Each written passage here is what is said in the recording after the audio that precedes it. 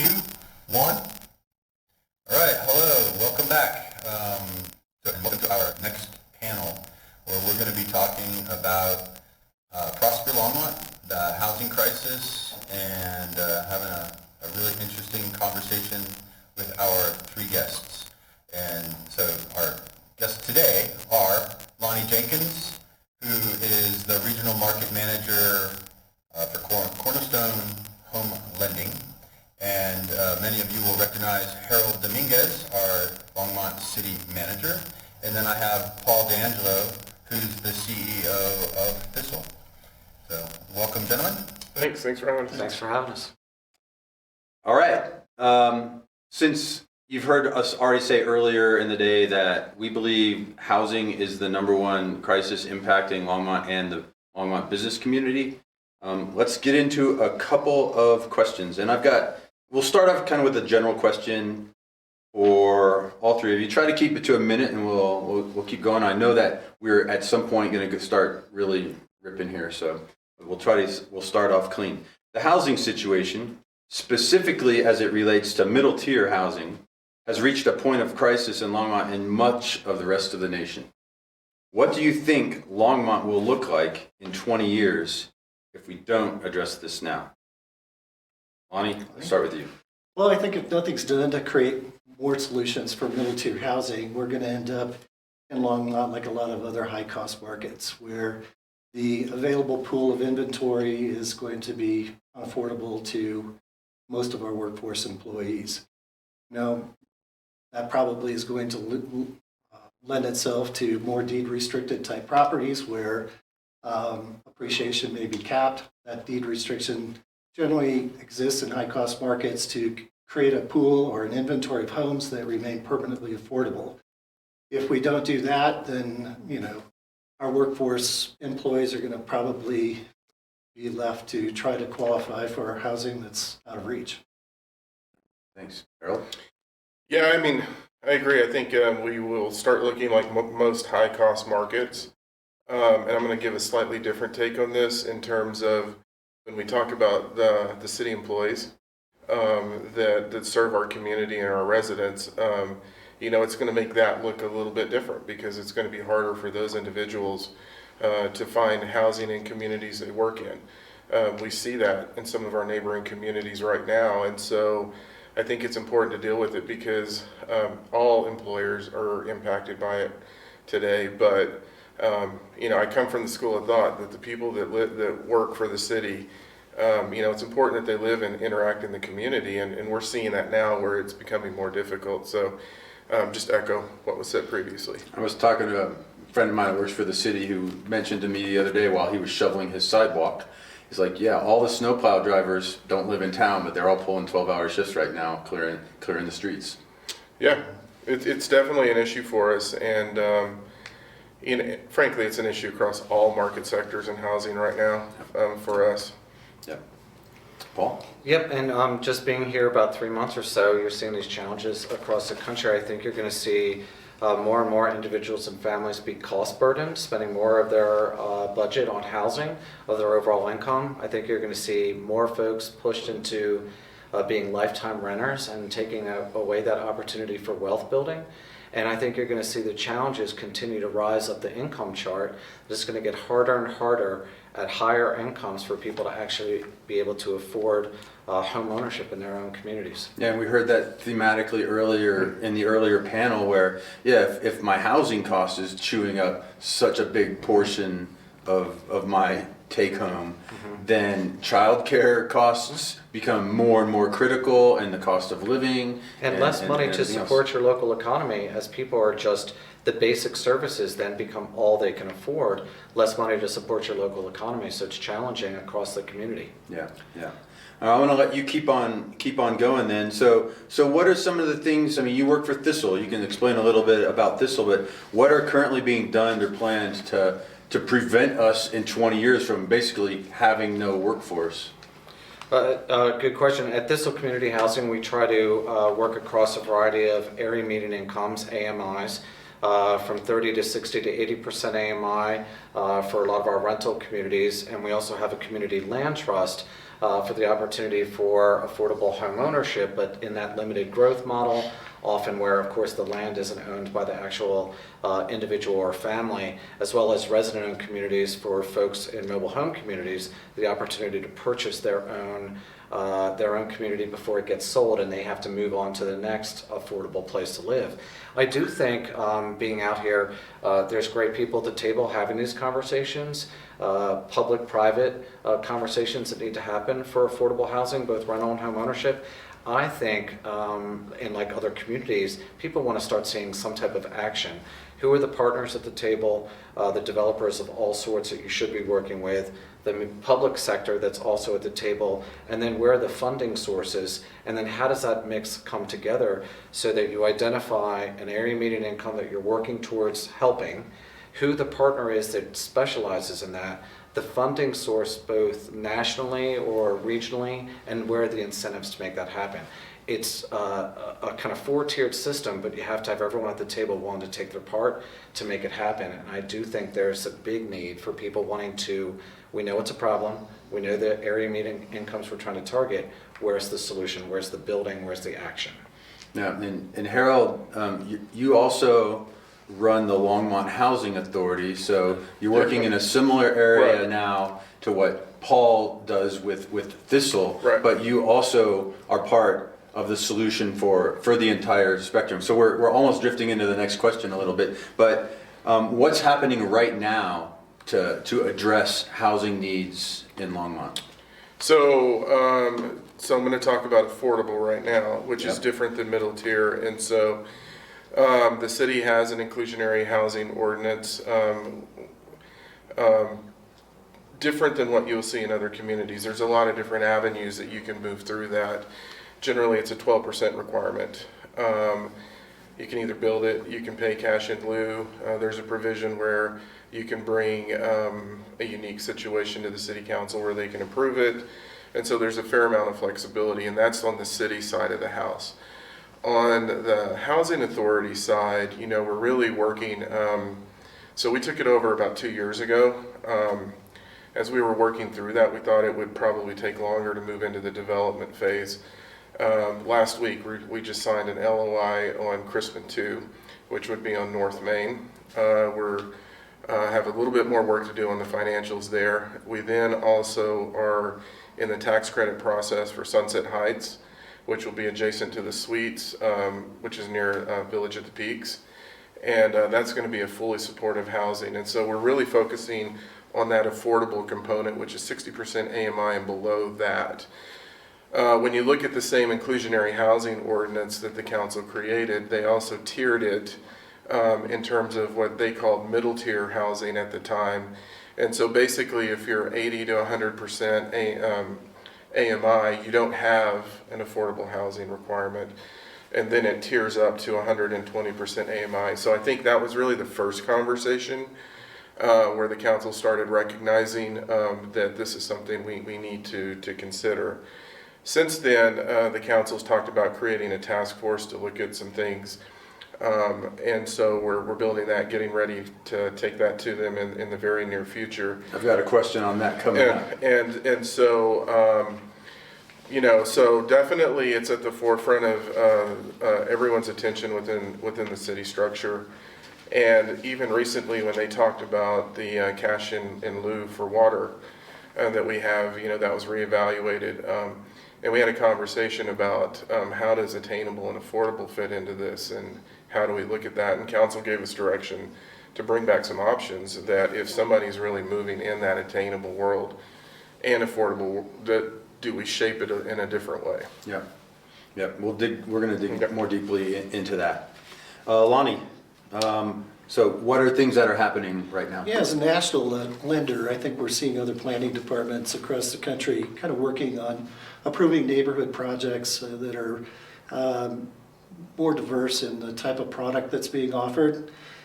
Some families, are always going to just need to be in a single family neighborhood, but we're seeing now more high density infill projects where We're seeing condo and townhome projects that are really focused on lifestyle and more walkability, bikeability to amenities that are attractive. So these types of projects are finding housing solutions that not only are attractive to the buyers, but it keeps the price point in a space where workforce employees can afford to buy there. Yeah, big challenge getting all the pieces aligned. Let's see, where do we want to go next? I'm gonna move us into kind of addressing the full spectrum, because it seems so many times that we tend to pigeonhole ourselves a little bit into the affordable realm, and you all deal with a wider range than just that. The Thistle is specifically there, in Paul, your experience across the spectrum. But I just want to throw out a couple of things. Prosper Longmont, we formed, coming out of the Longmont Economic Development Partnership, the businesses, the city, other nonprofits, all talking about housing being a crisis. And that's kind of what led to the birth of this. And our specific goal is that 80 to 120% for purchase.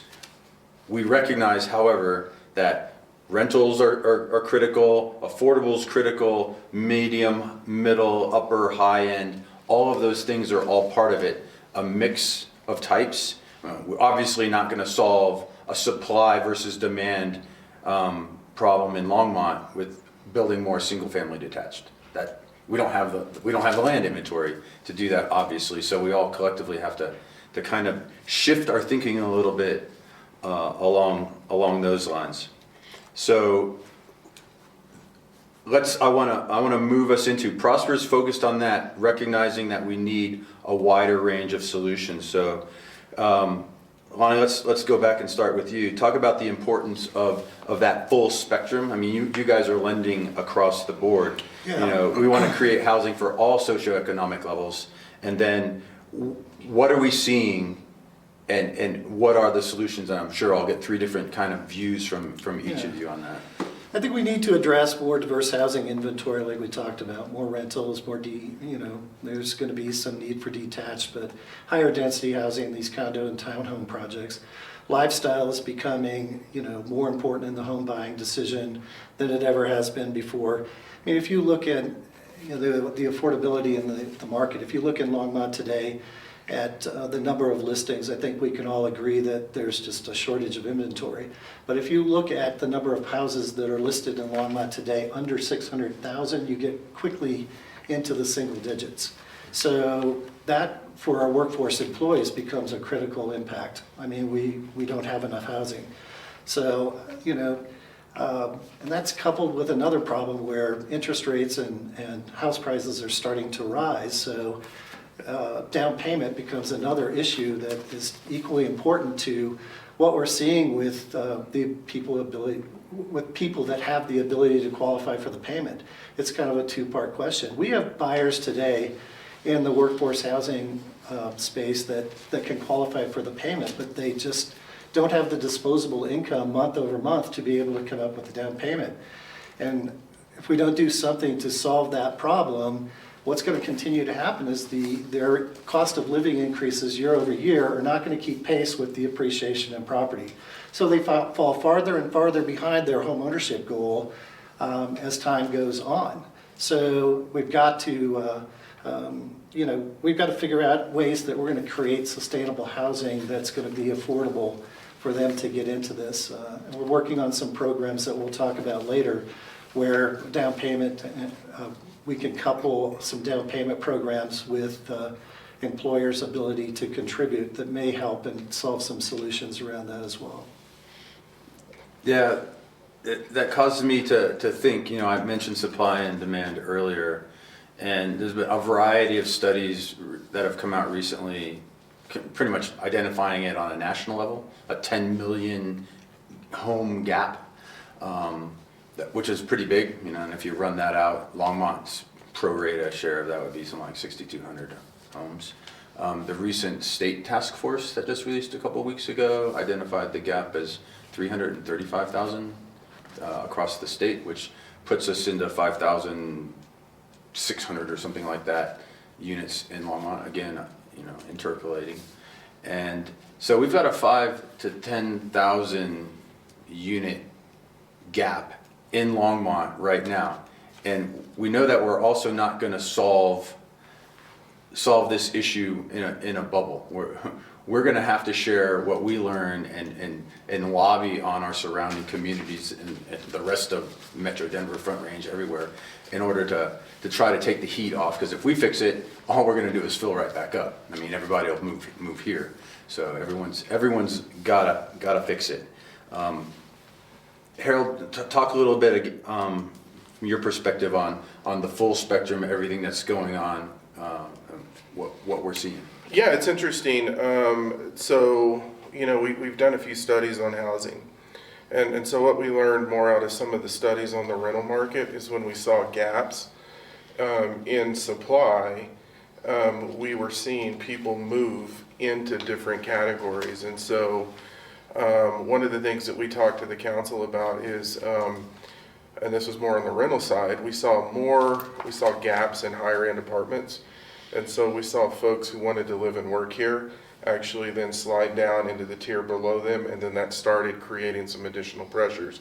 So when I think you look at the entire spectrum, you have to be cognizant of that, because you will see movement down, you will see people attempt to move up, but then whether they can, and so you really have to look at the entire spectrum of housing, which it's, I know we're focusing on attainable housing, but you can't just focus on that and not focus on affordable. And the other side, we've got a lot of houses that are on the upper end of the spectrum, and I think that's the symbiotic relationship that really occurs between affordable and attainable, because ideally what you want in the affordable world and what you try to do from a housing authority perspective is really create a situation where people can move from affordable to attainable so they can better their situation as individuals. And that's why you see the programs we partner on with the county in terms of financial literacy classes and things, so you really position people to improve their condition. One of the things I did want to talk about is, and part of what I think when the task force gets together that we're going to have to look at is when we talk about what's the gap, and then understanding really what's the land supply, because a lot of folks may not know that there are the super IGAs and the IGAs that we have in terms of what land Intergovernmental agreements with the county and the surrounding communities in terms of what is the land availability and what you can do, because and that's, as we talk about this a little bit later when we move in the task force, I think that's some suggestions I'm making in terms of grounding, is really understand how much land do we have available under the existing zoning, and how many units can we develop to really get us everyone agree on here's what we have, because that's then going to, I think, really fundamentally start impacting some of the other conversations. And to that point, Molly O'Donnell and Aaron Fosdick applied. The council just approved it. We got a grant from DOLA that is going to fund a housing analysis and a needs assessment in terms of what we really need in housing. And I think that's going to be an important part, because land supply is going to be important, what we need is going to be important. And then I think the other thing that we're seeing on many of these parcels that are undeveloped is there's also a reason they're not developed. They're challenging parcels, they're right? challenging issues. And so we've even seen that as we, on the LHA side, we're now developers. And so we're now in that world, and we see some of those issues. And so what does that big picture look like, and what are those challenges, and how do we really frame the world so that, we all know what we're dealing with? You've touched on, I've already got 4 questions from what you've said, so I'm taking notes here. But so I want to go back. Number one, as I acknowledged, Prosper, we're pretty focused on that next tier up from affordable, because we think that that's one of the hardest things to solve. If you want to create generational wealth, ownership's important. However, we recognize that we need a spectrum of solutions. And I've seen some sentiment, recently that, we got tons of apartments, we got plenty of apartments, we don't need any more apartments. I mean, before I get back to Paul, how do you respond to that? I know that we certainly had a shortage. We've attacked that. We've built a lot of them. Mm-hmm. Do we have enough? Well, I think that's what we're going to try to find with this housing analysis, is to really understand, you know, we knew a few years ago kind of where the gaps were sitting and what we needed.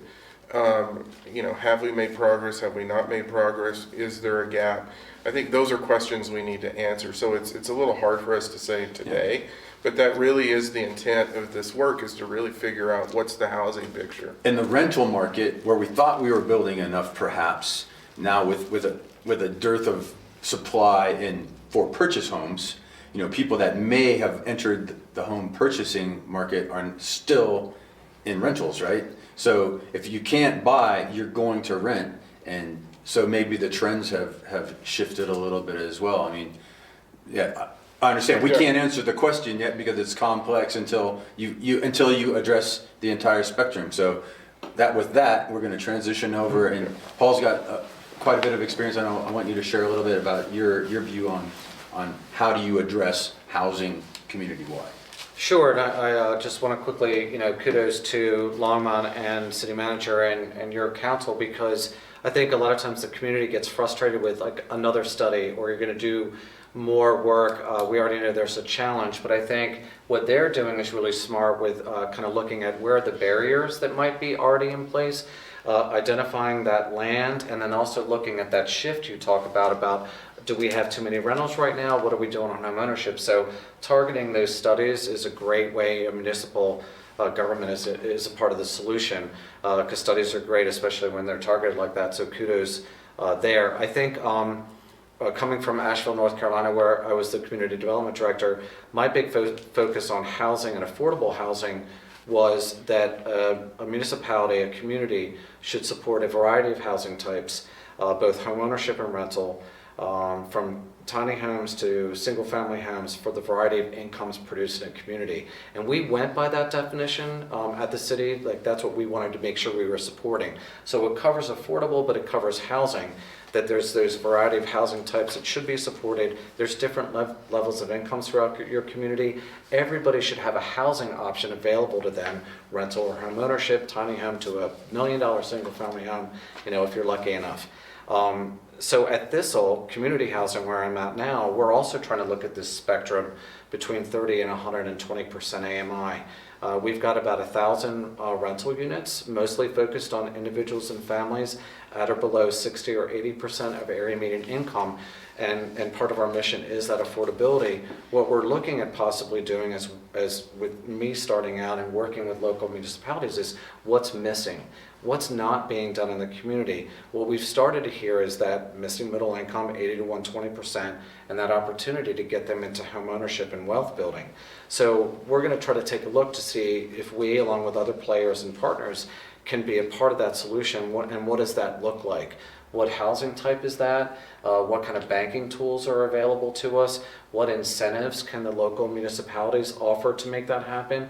Because just somebody saying, well, we're going to build that house and sell it for $350, you can't make those numbers work in the construction world right now. So if you're going to do something like that, you've got to either incentivize on the front end with the developer and the build, or incentivize on the back end with the individual or family trying to purchase that home. So hopefully other partners in this arena, like our nonprofit, are going to try to take a look at that spectrum, take a look at that wealth building, and then where we can fit in on a part that's not being handled right now by other developers, public, private, nonprofit, and where a municipality or bank's kind of struggling as well. One thing it was good to hear about with the banking is the tools on condominiums and townhomes, which in general should have a lower value or a lower price that could be more affordable. Those loan tools can be challenging, higher interest rate, not as easy to get. A lot of that stuff hasn't changed. So hearing that banks are trying to look at that, again, banks need to be at the table to be a part of those conversations and those solutions. Yeah, no, that triggers a thought. Lonnie's co-chair of the Prosper Lending Subcommittee made a comment, and he goes, I'm pretty confident that we can come up with some really cool, creative ways to bring more people into the home buyer pool, but we can't build houses to buy. Yeah. So, thinking about that, the DOLA grant will allow us to fund a housing gap study. I would assume that they're gonna look at our economic demographics and they're gonna, to what you were saying, we need a spectrum. They're gonna go, yeah, here's your range of income levels and there's how many people fall into each slice, economically. Right. And we're gonna assume this, and this. We've got people that are making 80 to 120. Some of them want to stay renters. Some of them are planning to leave. Some of them are buying. Some of them are having kids. They want to put roots in. We've got great schools here. There's a reason people want to be in Longmont. We've got wealthier people who are now, their kids are out of the house. They've got a big house. They don't need a big house, but they don't want to be shoveling snow and mowing the grass either. So they want to be moving into something like multifamily attached or condos. So yeah, definitely gonna require a variety of stuff. Is that that RFP did go out for? Yeah, I think they're finalizing. It's either out or they're finalizing it. It's interesting. We talked about what have we been doing earlier. We were LOI on one property, tax credits on another, and so Molly briefed me. So if it's not, it's going to be out soon. They're working on that to get that work done. And that'll be great because that will then really help us nail the gap, but not just the number, but here's what we think types of homes. I mean, we're obviously not going to be focused on single family. There's not going to be that many of those. There could be some of those, what are those garden kind of homes, the small ones that are all around a common, as opposed to everyone having their own yard. You kind of share a common yard. cottage community. Like over at Quail, Right. we've got some of that kind of stuff. You're gonna see townhomes. What are we gonna see condo wise? Are we gonna see multi-story, 5-story, 4-story condos going in that are maybe mixed rental and owned? I mean, what's Well, I mean, there's some policy questions in this that obviously I can't get into because that's really the realm of the council. But, the council really has talked about density in appropriate places in the community. And I think that's a key point that they've talked about. So when we look at some of the work we're doing, in our, if you look at the Main Street corridor or Hover corridor, and where does it make sense to look at that? And so that's part of the work that we've been going through and we will continue to go through. Because, when you put your planning hat on, you got to be cognizant of the broader world too. And so the council's really talked about that. I know a number of them have talked about density. I was in a conversation yesterday about the same issue. So again, working through those issues and really looking at where it's appropriate. It's interesting. I was talking to someone who's interested in doing something, and they still have their own issues on the construction side a little, and I think they're from a builder, this individual is finding ways to solve it. And I think it's how, to the point we're all talking about, how do you get creative and how do you look at if there's an impediment, is there a way to deal with that issue, and what are the options? And probably the biggest issue is land costs. We talked about this earlier. We were pretty fortunate on the affordable side as part of the Costco agreement to buy 9 acres at a really good price. But I think when you look at attainable and affordable, that's probably the biggest issue, is land cost. And, we're starting to, as the city, try to have conversations that people have had land for a while, because I think it makes it easier. And it may just be facilitating partnerships and relationships to do that. And there's a couple of things that are front burner for us right now that if we can move through them, we think could bring some attainable housing to the community. Yep, land cost, the River Corridor Initiative under Advanced Longmont 2.0. I mean, you and I sat on that initial meeting where we actually got that started. And I mean, we see housing as a portion of the redevelopment there along the river, both on the east side and on the west side of Main Street. So yeah, we're gonna be squeezing some more stuff in. Density's definitely, so I'm gonna save you from having to talk about policy. Right. Keep you out of the hot seat with council, but I'm gonna let Paul talk a little bit about density because he doesn't have to answer to council. Well, How do you see that, and what kind of range of solutions have you seen in your experience? So density much more in a planning world versus my affordable housing world, but it goes back to the importance of the studies of where the barriers in your local restrictions and taking a look at those. Are there density bonuses for affordable housing that they've walked through the whole thing to make sure that that makes sense for a developer? So you're looking for that win-win. Some communities throw a density bonus out there, but then don't think about the open space requirements and all these other things, so developers don't take advantage of it. And the community, I talk a lot about the partnerships with municipalities and banks and developers, but the community plays a big part in this as well. When an affordable housing project comes up or some kind of mixed income project comes up, the community needs to be able to show up to not only support that, but support that density, that they understand the individuals and families that might live there that are affordable or the middle income housing, to show up to support those types of projects, support that density, versus the NIMBYs, not in my backyard, who often show up. I don't know how that goes in Longmont, if there's a big support for affordable housing, or you still see that, but that's the community's part to support those efforts on more density, that they want to see more variety of housing types. And I think that happens when folks recognize the individuals and families that are moving in there. If you can equate that income level to that local job, and you can visualize, well, that's my favorite bartender, that's my barista at the Starbucks, that's my physician's assistant that I work with. And when people can make those connections, they realize that those are members of their community who should be able to live here, versus 45 minutes away, which we struggle with at Thistle sometimes. All the infrastructure problems that happens, the traffic that happens from all of that people also complain about. So to me, on the density side, we need it. You need to see more density within a height restriction that makes sense, but you need the community to help support those efforts versus other folks coming out against density, different housing types, etc.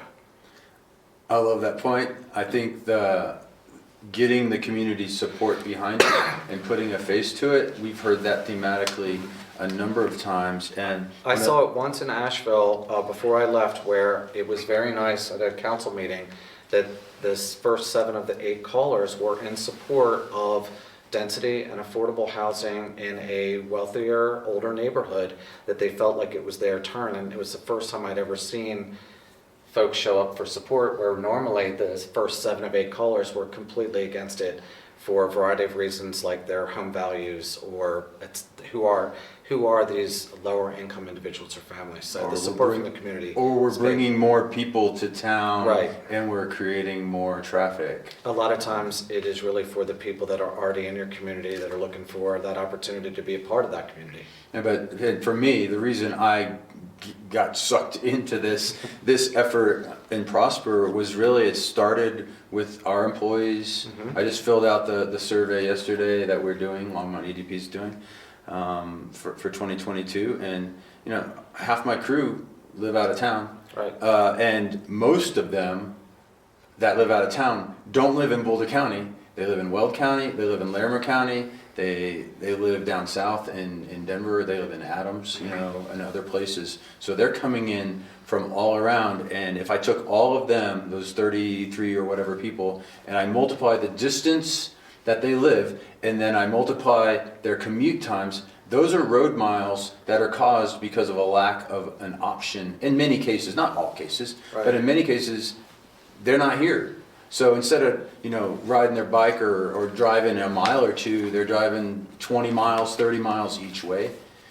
All of that compounds and compounds and compounds, and, transportation costs, infrastructure that's going to need more improvement, more bigger quickly, roads, wasted time in the car that adds to your working day, the brown quality cloud of life, etc. Yeah. 29% of the brown cloud is directly related to transportation costs. Wow. And cars and driving around. So yeah, it's a kind of a multifaceted thing. I love the point though that we need to make it.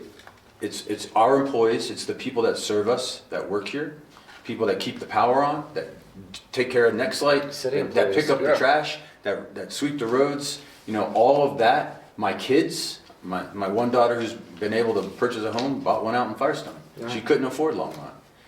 Well, it's interesting. So I got here in 2012, and it was, talking to people who've been here longer, they always said, well, City of Longmont employees and Boulder employees live in Longmont, and that was pretty true.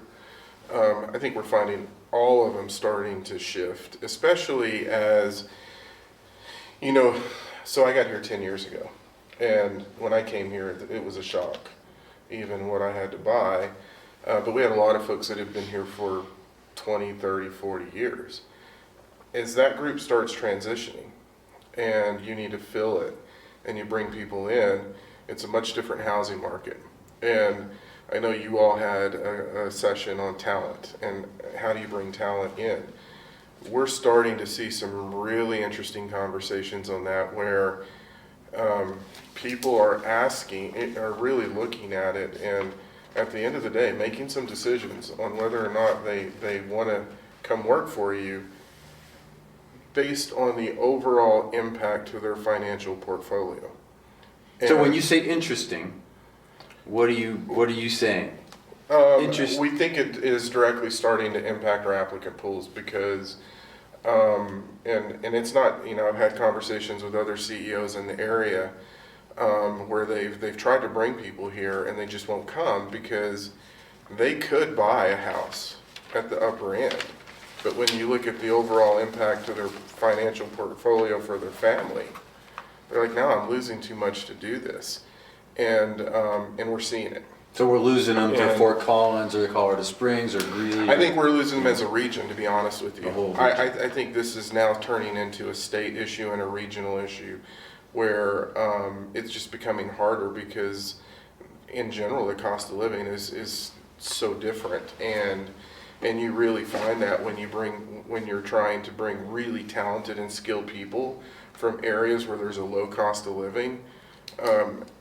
That's something we're starting to lose. Yeah. And that's probably within the last 5 years, I've started seeing that more and more. And then when you talk, I mean, to put a face on this, I was in a conversation with some staff, and one of the staff members said, "Can I make less money?" And I went, "Well, what do you mean by that?" And they said, "Well, if I made less money, I could qualify for this type of housing." For affordable housing, it's like some kind of subsidized housing. That puts a face on it. Yeah. And those are issues that we're seeing, you know, within our organization. Can you pay me $2,000 less, so I'm going to be $10,000 wealthier? And yeah, and you know, it's heartbreaking when you're in a staff meeting and they're asking these questions. And you know, that's something I thought about talking about. I think that's the face of it. Yeah. And I think that's the challenge across the entire spectrum. Yeah, of one of housing. my crews married, they want to have a kid. It's like, I've got 3 years at the rate rent's running up before I got to move somewhere else. You know, either I got to be able to buy something and start to float up and invest in my future, or we're going to have to move. And Yeah. Eric, if I could add one thing to what Paul said about high density and the community involvement and how the public perceives it. I think we have an education piece that's happening right now. You know, high density housing, I think most people think of the 80s and the 90s and the typical condo projects that are out there. They look and feel more like apartment complexes. There's no amenities nearby. It's not adding to, you know, much. It's not adding a different lifestyle than what you're seeing in a single family neighborhood. I got to get in my car, I've got to drive. You know, developers now are working together more often with the city, with folks like Thistle, where they can create that lifestyle element that goes into these projects. And, you know, you talked about people who are buying down. I want to be in a lock and leave type of a community. If you create those kinds of amenities, it's a very desirable neighborhood. It doesn't have the negative connotation that we had, you know, in the 80s and 90s around these projects. So I think if we can get more creative and develop that type of neighborhood, that type of product, we're going to find that we can actually create that affordable structure for the workforce housing that we're looking for. well, and just think about it. If the more people that are living close to amenities, to stores, to shops, to whatever, the more economic activity those people are generating right where they live, so their roots and their investment in the community are stronger. Economic activity, businesses are stronger, so it's a virtuous circle, you know, where if you've got more people spending less time in a car driving from community to community and more people staying in your community. And you're going to attract people, Yeah, and and you're going to keep business healthy. You know, there's some conversation about how much traffic that brings into the community, but if you have people who are on the road, like your employees are talking about, 30, 45 minutes up to an hour commute each way, are you really bringing more people into the community, or are you really taking people off the road? You're just putting more cars on the road. You know, I think our current model collectively, I'm not just Longmont, but yeah, look at the greater Front Range. I mean, we keep widening roads and widening roads. I don't want to derail us off onto RTD or anything, but we have a huge opportunity to create density within a walking distance of our new transit terminal that's going to be coming in, and really then put the heat back on RTD. It's like, look, transit can start to actually work here now because we have enough people that are going to be able to at least be potentially riders of this service. All right, so I'm not going to, Harold, you know I'm not letting you off without getting into the task force. Yep. We want to talk about the task force. It means Prosper Longmont lobbied council made a motion to form the task force. You have the privilege of being the guy putting the task force together. So tell us about how that's going and what it's going to look like and how it's going to work. Yeah, so generally I have a few more conversations to fine tune some things with folks, but hopefully I'll have that done by tomorrow. Actually, my last meeting's tomorrow on that one. And you know, really what I'm looking at is probably a duration of no more than 6 months, being pretty focused. Generally, starting to, you know, I kind of touched on this earlier. What's the playing field?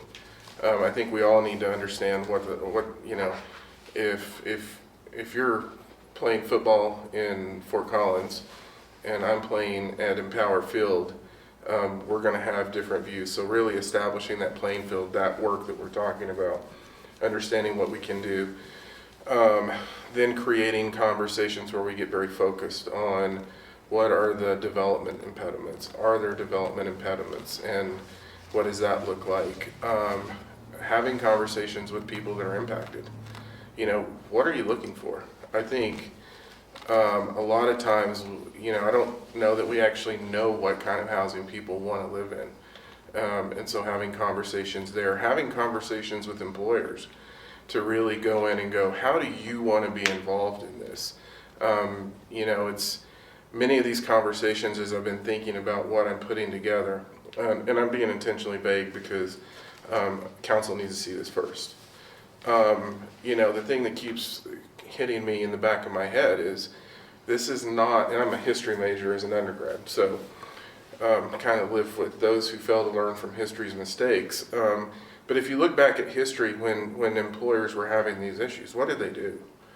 They come in and they participated in the building of housing in order to provide that for their staff. And so I think we need to have that conversation as well. And then coming back with what do we need to do?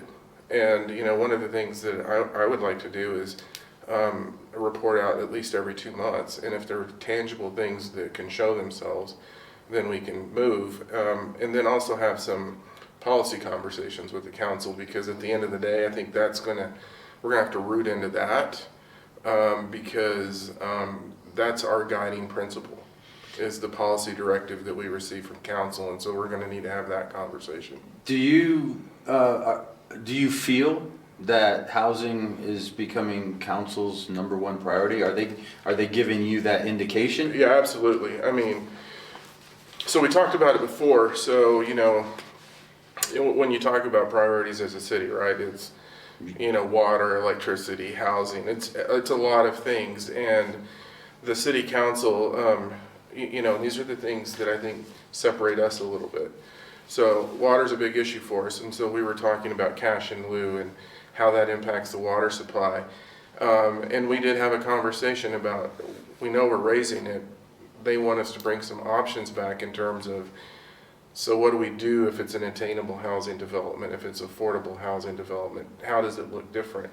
And so I know from them that you know, as they're working through other issues, the council's thinking about this. And And that's probably the most, I think that happened Tuesday, actually. And that's So that's the most recent example of where they go, yeah, we need to do this from a water supply, but let's look at this in terms of how we can manage the impact on affordable and attainable housing. a suite of tools, incentives, ways to actually allow it to happen. Yeah. I mean, honestly, in my opinion, the most complex issue that we've got is dealing with the housing crisis, because it's a national issue. But Longmont's gotten so much right from our earliest beginnings, where the water infrastructure, we've got the best water infrastructure on the entire Front Range. Yeah, absolutely. I mean, we've got the best internet on the entire Front Range, and we've done so many things well, and we've inherited such a bunch of wealth in our infrastructure and the way the community came together. Now we've got yet another opportunity to pass that forward to future generations, in terms of trying to get the housing market rebalanced, address supply and demand disconnects, and ensure that the next generation coming up is able to actually start to sink their roots into ownership in whatever form, whether it's a fifth floor with a patio overlooking the mountains on top of a building, or whether it's a little home that somebody moves into when they got one kid, and then they're going to need to move to something else if they have a couple or more. Yeah, and I think the other thing, we haven't talked about it, but being in the housing authority world and seeing another side of it is also looking at our older adults and affordable housing and attainable housing, because we're also seeing that it's harder for people to age in place. And I think that's another dimension that we have to look at as a community, because we also see it there. So you have you have a situation where you may go from 3 to 2 or 2 to 1, but they can't find a place. And so then you have a different pressure on you, in that you have people that have been part of your community for a long time that can't age in place in your community because it's a different housing pressure. And even a sidelight to that, if they have offspring that have settled in Longmont, if those offspring have had to move somewhere else because they can't afford Longmont, Right. then the mother-in-law, father-in-law apartments are no longer an option, and you can't move back in with family. I mean, a lot of families actually do that, but if we don't get this next generation rooted in town, even that will be exacerbated. Yeah, I mean, we're seeing it, and it's a spectrum of housing. Yeah. You kind of keep going back to that. And that's across the area median incomes, but also across the generations. From kids just out of college, the students, all the way up to our seniors, who you are seeing become more and more challenged by income and being cost burdened. Yeah, it's the most complicated of the problems. So that's should be the funnest one to solve if we can figure it out. Should be fun. Lonnie, let's move over and talk a little bit. Kind of more general, but for a layman's audience. We're working on improving homeownership opportunities. What are the top 3 things that you as a home lender are working on, and what's the Prosper subcommittee for lending working on? Okay, yeah, I think the first thing that we've done is we've rolled out our Start to Home program. We did that in partnership with the Longmont EDP. This program was created to lower the cost to finance a home. We've been able to work with some of our national partners, mortgage insurance companies, to discount mortgage insurance on this product. We've lowered it by 25% overall, I think. We also have the ability to really reduce the cost of other costs that are associated with moving a family across the country or across town. So we've, I think, there's no real cost to employers to participate in it. The program exists. Employers have access, and their employees have access to it through their investment in the Longmont EDP. There's really no resources required for them to plug in and be a part of it. All they have to do is really make their employees aware that they're eligible for the program. So right there, I'm not going to interrupt. I'm going to throw a plug in. So if you heard the talent attraction challenges in a previous panel, join EDP, right? and then have access to start to home, so that when people are moving to work for a local business, there's a one piece of the puzzle perhaps that makes it a little bit easier. Yeah, we've really moved the peg, I think, on this too. I mean, before we move on to what the incentives look like, we've actually created all the marketing material and the collateral that's necessary for employees to make their employees aware of the program as well. So it really is pretty simple. They just really need to make awareness Get the word out. We Yeah. just need to get the word out. happen to their employees. Currently we've got over $25,000 worth of incentives in this program that we were able to do. Some of them are on the lending side, like I said, on the mortgage insurance side, but we looked at what is really involved, what's going to create stress, expenses, all these things for people that are going to move their families. And we've been able to reduce the costs and save people a significant amount of money. We can't control the cost of housing, but we can control some of the expenses that go along with it. And in doing that, we can free up cash for them to invest that money into their down payment or other options to qualify more families for a home. So throw out one or two of the cool ideas that you've been discussing in the lending subcommittee. I Okay. mean, nothing. We don't have anything solid yet to report, but Well, we're getting pretty close on the first one. We're working on a portfolio program, series of programs where we can team up with the local community banks to create portfolio products that offer low down payment or even no down payment, and create a platform where these banks can hold these loans on their books. We also, I think, can reduce the mortgage insurance altogether on these programs in most cases. So that aids in the qualifying process for these people. it's a couple $100 a payment, right? A month. Well, depending on where they are with their credit score, or, there's a lot of factors that weigh into that. But it could be more than that. It's the difference of qualifying for the loan or not qualifying the loan in a lot of cases. And we are also able to offer this to people with lower FICO scores. They may not have bad credit, but they have thin credit, so they're still in a place where they're not at that 780 FICO score. There's something below that. And, we can offer that to, I lost my train of thought, sorry.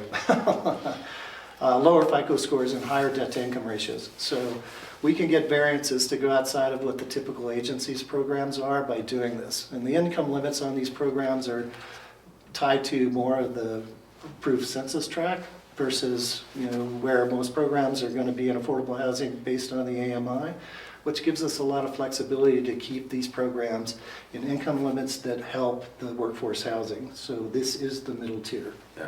And more to come on that. That's really looking forward. You guys have been doing an awful lot of work and an awful lot of research, bringing and legal research as well as what we can legally. Yeah, I get mean, away with I and do. think the complexity of getting any new product through the regulatory environment that banks and lenders across the spectrum are under, it's not something that gets done in a week. And Eric, if I can add, I think those are great, and it's great to hear the ideas, but I think also, going back a little bit to the community perspective side of this whole world of affordable rental or affordable home ownership or middle income home ownership can be very difficult to navigate for the average Joe who maybe wasn't raised in a kind of a financial atmosphere that everyone's going to try to go for home ownership. It can be really difficult to not only find where are the affordable units to better align my housing income with my overall cost, but what are the programs the city offers, for down payment assistance? What do the local banks offer? What can I do for financial literacy? In both communities I worked in, we created affordable housing guide or affordable housing street sheet that not only listed all the affordable housing units for people who may be struggling on the income side, but where are those local resources, public and private, to where if you're trying to move to home ownership, it can be difficult to navigate how to achieve home ownership. Where are the resources? So if there's local community organizations who want to tackle that, it's a one-stop shop online or like a quad fold. I think it's a really important resource to help folks who may be completely I don't even know where to start on square one to buy a home. Where are my local resources? What does the city do, the county? the banks, nonprofits. So, I mean, I would think that business organizations, whether it's Longmont EDP, employers should become a primary conduit for getting that kind Correct. of Yeah, information out. absolutely. Partnering with the chamber, and their hundreds and hundreds of members. How do we get that word out? Mm-hmm. I'm gonna. It's hard to navigate. Yeah. Well, the third one that we were going to mention, because it's important, we have to tackle not only the affordable piece of this or the qualifying piece, but the down payment piece. So we're working on a program, a qualified down payment assistance program, that where employers could really make a contribution toward down payment for their employees, where all the funds will be qualified to be used toward the down payment for the house. In most cases, this would be tied to some level of retention of that employee. And we're working, we're just getting started on this one, but we're working across a broad group of regulatory environments, Fannie Mae, Freddie Mac, FHA, even legislatively, we're working on that right now.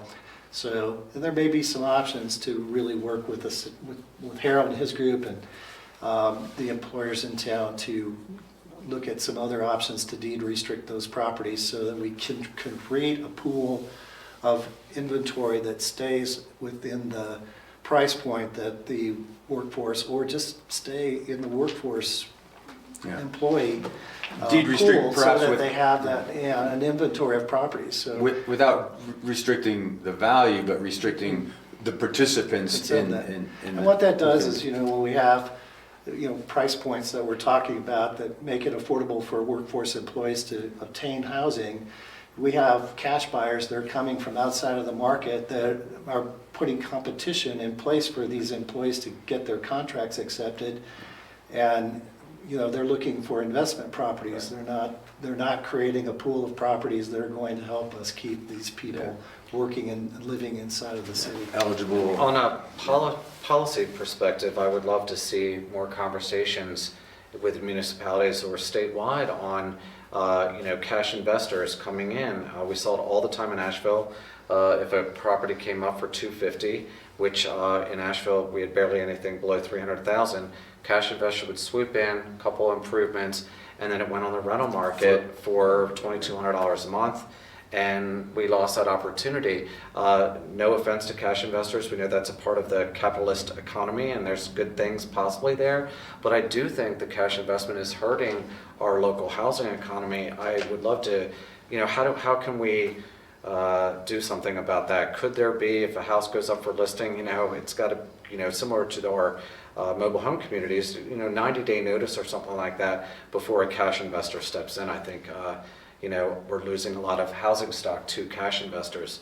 And I think it's something that should be talked about on a policy level. Yeah, some things, some of the ideas that have been floating around, restricting to Longmont W-2'd employees, Right. Restricting to primary residence buyers as opposed to, just somebody who's buying a half a dozen properties that just come on in a new development. That doesn't really help us address the housing gap. Right. It exacerbates it. And certainly from Prosper's perspective, people they're not buying. They're not going to participate in the wealth creation. Right. And for us, that's really fundamental from a long-term perspective, getting families to sink roots in. We've got just a couple of minutes left. You bring a new set of eyes to our community coming in from Asheville.